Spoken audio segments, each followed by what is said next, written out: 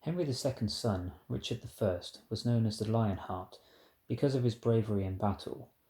For 3 years of his reign he was on a crusade in the Holy Land. To raise money for his crusade, Richard sold land, manors, earldoms, almost anything he could to the highest bidder. He appointed William Longchamp, Bishop of Ely, to rule England while he was out of the country. But scarcely had he left the land than his ambitious brother John began to meddle. Within a few months, John was effectively ruling England. With Richard away, and with Prince John's backing, many of the barons became very powerful. These harsh, cruel men treated the peasants who lived on their lands as little better than slaves. Some rebelled and became outlaws. On the way back from the crusade, King Richard was captured by the Duke of Austria, then held prisoner for almost a year and a half by the German Emperor Henry VI, who was a former ally. He returned to England only after a huge ransom had been paid, but a few months later he was off again to defend his French territories, which were under attack. He died in France in 1199 after being injured by a bolt from a crossbow while laying siege to the castle of Chalus in France.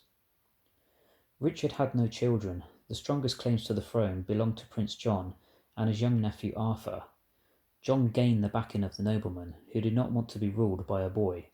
A few years later, Arthur mysteriously disappeared, and although there was no evidence, most people assumed that he had been murdered by John's orders. John ruled like a tyrant over his barons, who came to loathe him. His foreign policies brought England into a war with France. The barons might have forgiven him had he been victorious in battle, but he only succeeded in losing almost all of his father's huge empire in France. In 1215, the English barons wrote a list of demands which came to be known as the Magna Carta. Although John sealed it, many of the barons still did not trust him and invited Prince Louis of France to take the English throne. The civil war that followed raged until October of 1216. John became ill. He tried to cheer himself up with a meal of peaches and cider, but this made him worse. A few days later he died and was buried at Worcester Cathedral, where his tomb can still be seen.